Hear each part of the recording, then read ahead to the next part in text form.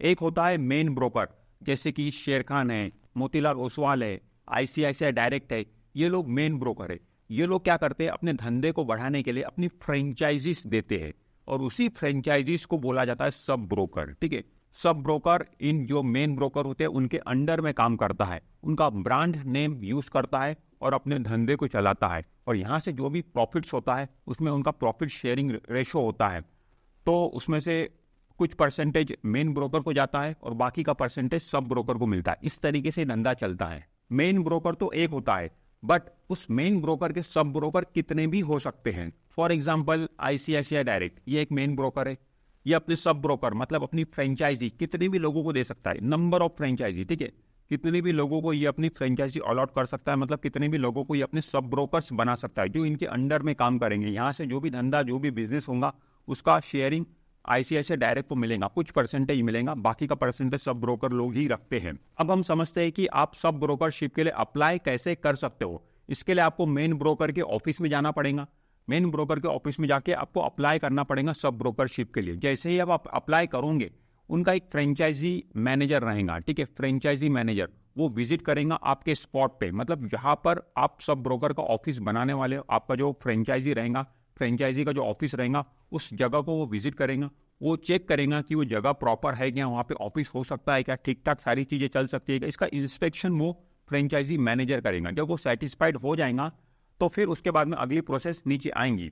बहुत सारे लोग ये सब ब्रोकरशिप घर से भी चलाते हैं, बहुत सारे लोगों के ऑफिस घर पे है, तो आप भी घर से भी सब ब्रोकरशिप का ऑफिस चला सकते हो, बट थोड़ा ठीक ठाक होना चाहिए, एक ऑफिस टाइप लगना चाहिए। मतलब कल वहाँ पे अगर कोई क्लाइंट्स वगैरह विजिट करते हैं तो थोड़ा बहुत एटमॉस्फेयर ऑफिस जैसा होना चाहिए। अगर है तो आप घर से भी ये चीज़ चला सकते हो। उसके बाद में आपकी डॉक्यूमेंटेशन होंगे, आपका आधार कार्ड, आपका पैन कार्ड, आपका एजुकेशन क्वालिफिकेशन सर्टिफिकेट और आपका जो एग्रीमेंट होगा मेन ब्रोकर के साथ में, उसमें टर्म्स एंड कंडीशन, ये सारी चीज़ें का डॉक्यूमेंटेशन आपको वहाँ पे करना पड़ेगा। फिर कुछ फीस, अब पेमेंट ऑफ टर्मिनल फीस आपको पे करना पड़ेगा।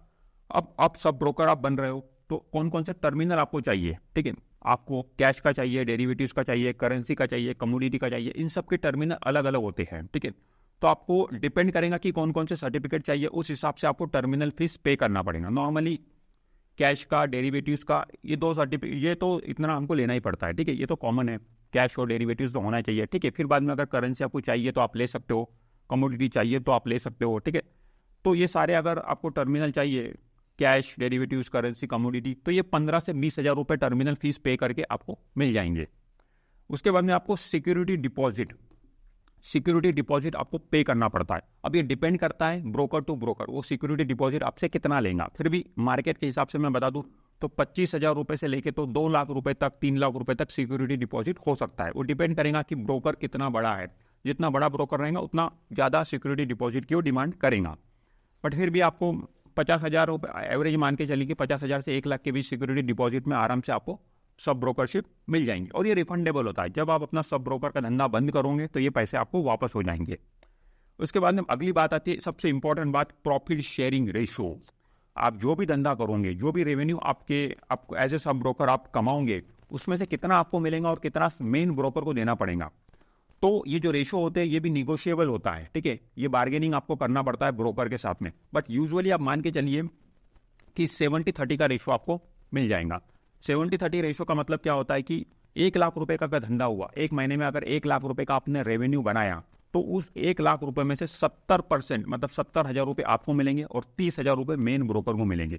ये पैसा मेन ब्रोकर के पास में ही जाएगा, पूरा 1 लाख रुपए जो आप कमाओगे वो मेन ब्रोकर के पास में ही जाएगा। मेन ब्रोकर आपको पेमेंट करेगा हर महीने 70,000 रुपये इस केस में पेमेंट करेगा। तो ये निगोशिएबल आप कर सकते हो। आप बोल सकते हो कि मुझे 75-25 का रेशो दे दो या मुझे 80-20 का रेशो दे दो। तो डिपेंड करेगा कि मेन ब्रोकर ये चेक करेगा कि आप में इतनी कैपेबिलिटी है कि आप अगर अच्छा धंधा, अच्छा रेवेन्यू बनाओगे तो फिर कम वो बढ़ा भी सकता है, आगे भी ये हो सकता है। अभी मान लो आपने 70-30 का रेशो ले लिए, बट आप अच्छा धंधा करने लगे, रेवेन्यू महीने का अब ज़्यादा बनाने लगे, 2-2 लाख, 3-3 लाख, 4-4, 5-5 लाख बनाने लगे, तो फिर आगे आप डिमांड कर सकते हो कि मैं अच्छा खासा बिजनेस कर रहा हूँ, मेरा रेशो आप बढ़ा दीजिए। वो 80-20 भी कर देगा। ठीक है, क्योंकि उसमें उसका फायदा, आप रेवेन्यू ज़्यादा बना के दे रहे हो। तो ये निगोशिएबल रहेगा, बार्गेनिंग आप इसके लिए कर सकते हो। उसके बाद में ये जो सब ब्रोकर का जो ऑफिस होता है ये आपका खुद का होता है, ये आपको खुद ऑफिस सेटअप करना पड़ेगा। ठीक है, वहाँ पे अगर आप रेंट वाला ऑफिस है तो रेंट आपको ही पे करना पड़ेगा। मेन ब्रोकर यहाँ पे, मेन ब्रोकर का ये सारी चीज़ें नहीं होती है। ये जो सब ब्रोकर रहेगा उसी का ऑफिस रहेगा। एम्प्लॉय अगर आप वहाँ रखते हो तो उनकी सैलरी भी आपको ही पे करना पड़ेगा। उसके अलावा आपके ऑफिस में कंप्यूटर्स रहेंगे, इंटरनेट रहेंगे, टीवी रहेगा, फर्नीचर रहेगा, टेलीफोन रहेगा। ये सारी चीज़ें अगर आप रखते हो, मतलब रखना ही पड़ेगा, टीवी होनी चाहिए सब ब्रोकर के ऑफिस में, इंटरनेट, कंप्यूटर इतना तो होना ही चाहिए। तो ये सारी चीज़ें रखते हो तो इसका भी खर्चा आपको ही उठाना पड़ेगा एज ए सब ब्रोकर। अब एक सब ब्रोकर को मेन ब्रोकर से क्या क्या मिलता है, तो सबसे बड़ी चीज़ जो मिलती है सब ब्रोकर को मेन ब्रोकर से, वो मिलता है ब्रांड नेम।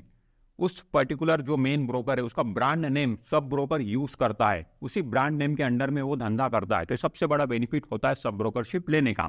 उसके बाद में मेन ब्रोकर जो रहेगा बैनर देगा, वो बैनर का आप पूरा बना के उसको ऑफिस के बाहर लगा सकते हो, ठीक है, वो बैनर रहेगा। फिर उसके अंदर फॉर्म्स रहते हैं, अकाउंट ओपनिंग फॉर्म्स और जो भी अलग अलग रिलेटेड फॉर्म्स रहेंगे वो सारी चीज़ें प्रोवाइड करता है मेन ब्रोकर। पॉम्पलेट्स प्रोवाइड करेगा, आप अपने ऑफिस में लगा सकते हो, क्लाइंट को डिस्ट्रीब्यूट कर सकते हो, जो भी चीज़ें रहेंगी एडवर्टाइजमेंट के लिए, धंधे को बढ़ाने के लिए, ठीक है, उस तरीके के पॉम्पलेट जो भी रहेंगे वो भी मेन ब्रोकर से आपको मिलते हैं। उसके बाद में सर्टिफिकेशंस आपको मिलेगा। जब आप सब ब्रोकर बन रहे हो तो आप एक रजिस्टर्ड होते हो, आपका रजिस्ट्रेशन किया जाता है एक्सचेंज के साथ में, तो आप पूरी तरीके से सर्टिफाइड होते हो। ये जो सर्टिफिकेशन मिलेंगे आपको मेन ब्रोकर से, ये आप अपने ऑफिस के अंदर चिपका सकते हो, लगा सकते हो वॉल पे, ताकि क्लाइंट जो आएंगे उनको भी दिखे कि आप एक रजिस्टर्ड हो, आप पूरी तरीके से रजिस्टर्ड होते हो यहाँ पे, ठीक है। उसके अंदर टर्मिनल का एक्सेस आपको दिया जाएगा। एनएससी का टर्मिनल है आपके पास में, करेंसी, डेरिवेटिव्स, कमोडिटी, तो उनका एक्सेस, मतलब उसी टर्मिनल से आप क्लाइंट के सौदे ले पाओगे उस टर्मिनल पे और क्लाइंट के ऑर्डर वहाँ से पंच कर पाओगे। तो टर्मिनल का एक्सेस आपको दिया जाता है।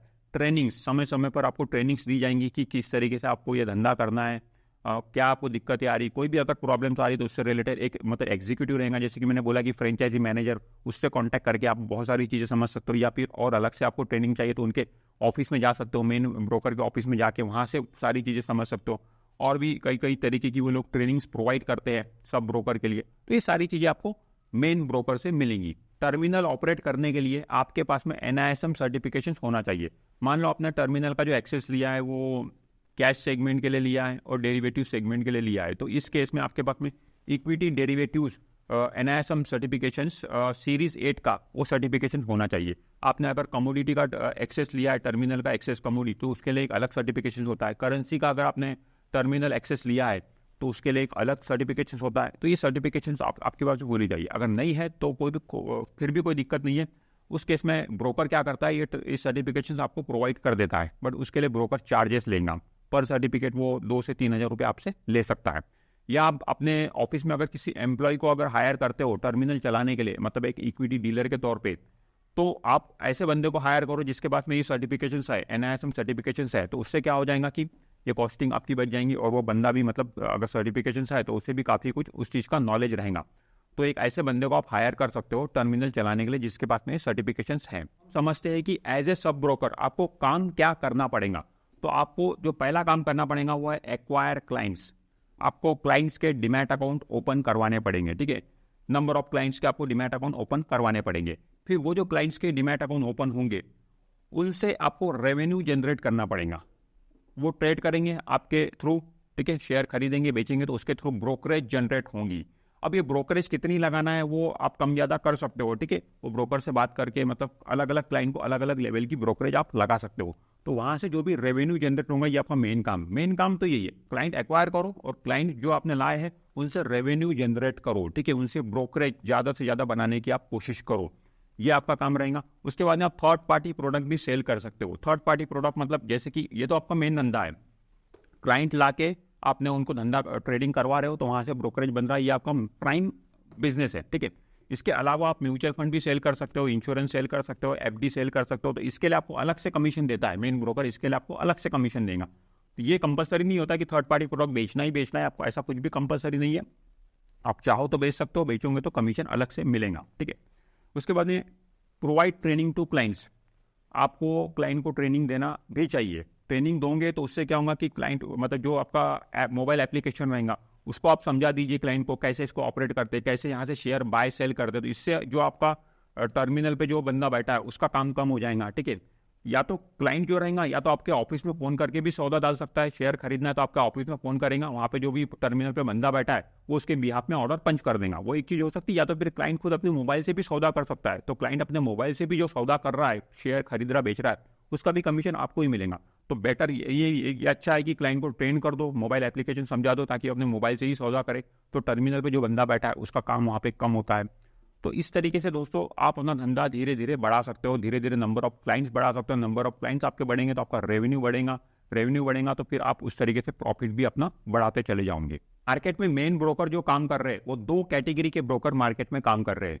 पहली कैटेगरी है डिस्काउंट ब्रोकर की, दूसरी कैटेगरी है फुल सर्विस ब्रोकर की। डिस्काउंट ब्रोकर वो वाले ब्रोकर होते हैं जो क्या करते हैं कि अपने क्लाइंट को सस्ते रेट्स में सर्विस प्रोवाइड करते हैं। उनके ऑफिसेस हर जगह पे नहीं होते, एम्प्लॉयज हर जगह पे नहीं होते, जैसे कि जीरोदा है, अपस्टॉक्स है, एंजल वन है। ये लोग सस्ते रेट में अपनी सर्विस प्रोवाइड करते हैं क्लाइंट को, सस्ते ब्रोकरेज रेट इनके होते हैं, ठीक है। और दूसरे जो होते हैं फुल सर्विस ब्रोकर या फिर ट्रेडिशनल ब्रोकर, जो पहले से चले आ रहे हैं। इनके ऑफिसेस आपको हर जगह पे देखने को मिलेंगे, इनके एम्प्लॉयज हर जगह पे देखने को मिलेंगे। इनकी कॉस्टिंग थोड़ी ज़्यादा होती है, ब्रोकरेज थोड़े ज़्यादा लेते हैं क्योंकि इनकी कॉस्टिंग ज़्यादा है, सिंपल है।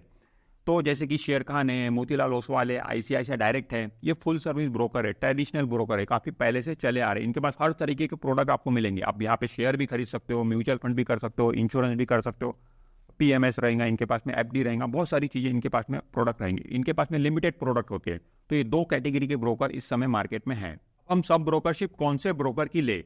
डिस्काउंट ब्रोकर की सब ब्रोकरशिप ले या फिर फुल सर्विस ब्रोकर की सब ब्रोकरशिप ले? तो दोस्तों आपका फायदा है फुल सर्विस ब्रोकर की सब ब्रोकरशिप लेने में। उसका रीज़न ऐसा है कि इसमें क्या है कि फुल कंट्रोल आपका क्लाइंट पे होता है। जो भी क्लाइंट रहेगा उसको आप एज ए फाइनेंशियल एडवाइजर बन के वहाँ पे आप काम कर सकते हो। क्लाइंट को इस तरीके की एडवाइस दे सकते हो। जो टर्मिनल पे जो डीलर बंदा बैठा हुआ है उसको क्लाइंट बार बार फोन करता है, तो उससे क्या है कि क्लाइंट से अच्छी आपकी बॉन्डिंग हो जाती है, अच्छी दोस्ती हो जाती है। तो क्लाइंट को जो चाहो आप वो सेल कर सकते हो। क्लाइंट को आप रिकमेंडेशन दे सकते हो कि ये वाला शेयर खरीदिए सर, वो वाला शेयर खरीदिए, ठीक है। तो इस तरीके, और कई क्लाइंट को हैंड ओवर भी कर देते अपना अकाउंट, कि डीलर को बोल देते कि भैया तू मेरा अकाउंट संभाल, इसमें अपने हिसाब से शेयर खरीद बेच, मुझे शाम को बता देना क्या होता है। इस तरीके से भी काम होता है। तो बहुत ज़्यादा कंट्रोल आपका क्लाइंट पे यहाँ पे आ जाता है, तो उस वजह से आप यहाँ पे रेवेन्यू अच्छा बना लेते हो। और दूसरा कारण यह है कि फुल सर्विस ब्रोकर के साथ में जुड़ने का, और बड़ा कारण यह है कि हाई ब्रोकरेज, इनकी ब्रोकरेज अच्छी खासी होती है। ये स्टैंडर्ड ब्रोकरेज 5 पैसे 50 पैसे लेते हैं। इसका एक एग्जाम्पल हम देखते हैं। मान लो ये डिस्काउंट ब्रोकर है और ये फुल सर्विस ब्रोकर है, इनके पास ट्रेड हो रहा है। तो किस तरीके से काम होगा? 1 लाख का माल खरीदा गया, 1 लाख का माल बेचा गया। इंट्राडे में अगर ये चीज़ हुई है, तो इंट्राडे में अगर किसी ने इस तरीके का ट्रांजेक्शन किया तो 20 रुपये पर ऑर्डर उनका ब्रोकरेज लगता है, डिस्काउंट ब्रोकर। तो बाय करते वक्त 20 रुपये लगाऊंगा, सेल करते वक्त 20 रुपये लगाऊंगा, टोटल ब्रोकरेज बना 40 रुपये। अब इसमें से सब ब्रोकर को कितना मिलेगा? 28 रुपये। अगर उसका रेशो 70-30 का है तो 70% के हिसाब से उसको 28 रुपये मिलेगा सब ब्रोकर को। यही ट्रांजेक्शन अगर फुल सर्विस ब्रोकर के पास में हुआ है तो 100 रुपये वो ब्रोकरेज चार्ज करेगा 5 पैसे के हिसाब से। 5 पैसे 50 पैसे मान लो स्टैंडर्ड ब्रोकरेज है।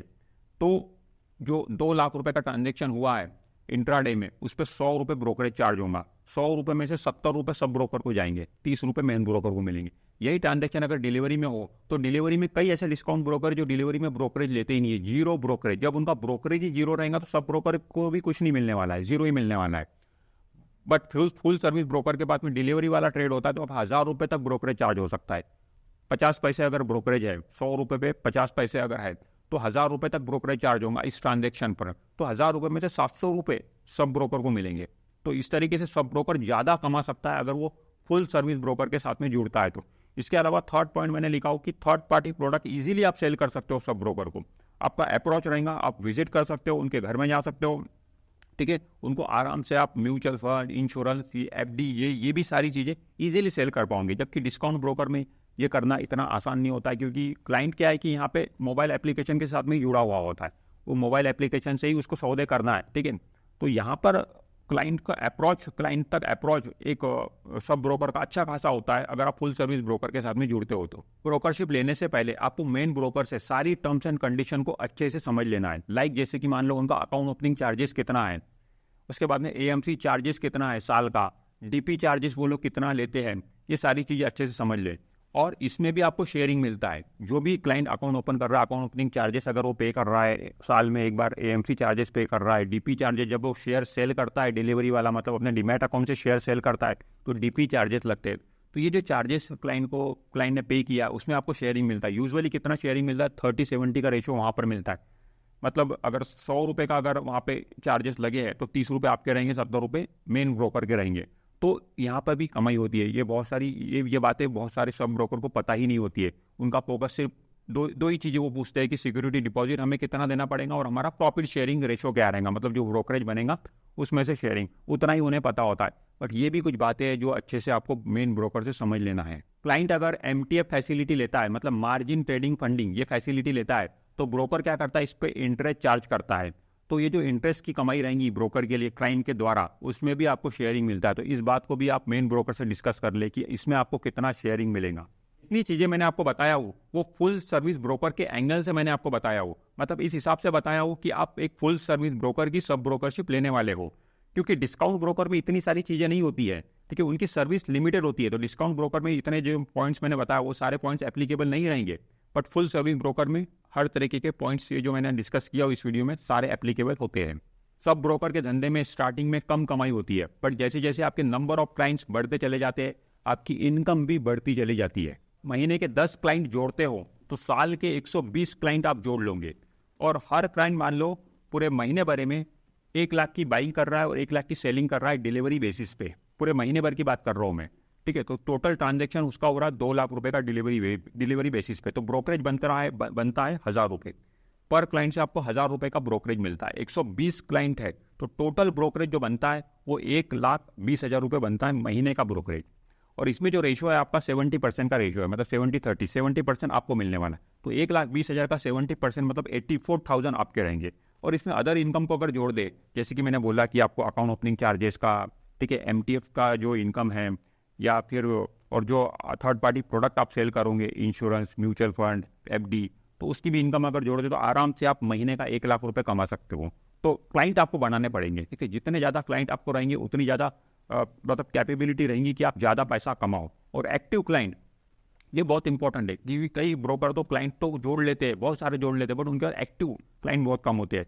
तो आप फोकस ये रखो कि मैक्सिमम क्लाइंट आपके जो है एक्टिव रहे, मतलब आपसे धंधा करते रहे, आपसे ट्रेड करते रहे। क्लाइंट को बनाए रखना है आपको, सिर्फ एक बार आपने अकाउंट ओपन किया छोड़ दिया ऐसा नहीं, क्लाइंट को बनाए रखने के लिए उनको सर्विस देते रहना पड़ेगा। तो इस तरीके से आप करोगे तो इस धंधे में, सब ब्रोकर के बिजनेस में आप बहुत आगे जा सकते हो, अच्छा खासा अपना नेटवर्क बना सकते हो। एक कंपनी में भी आगे जाके आप लेके जा सकते हो। इंडिविजुअली आप इसको चालू करो, अच्छा धंधा आपका चल रहा है तो इसको कंपनी में कन्वर्ट कर दो, पूरे कंपनी के रूल्स वहाँ पे एप्लीकेबल होंगे, आप एम्प्लॉयज़ को रख सकते हो, उनको सैलरी स्लिप तक आप मतलब इशू करके दे सकते हो। ये सारी चीज़ें आगे जाके हो सकती है। तो कई ऐसे सब ब्रोकर है जो एक कंपनी के नाम से चलाते हैं, उनकी कंपनी बन गई है, तो उस तरीके से भी ये चीज़ चलती है दोस्तों। तो दोस्तों मुझे उम्मीद है कि आपको काफ़ी कुछ समझने मिला होगा। वीडियो अच्छा लगा तो वीडियो को लाइक करिए, चैनल को सब्सक्राइब करिए। मैं मिलता हूँ नेक्स्ट वीडियो में। This is Imran Sheikh signing of.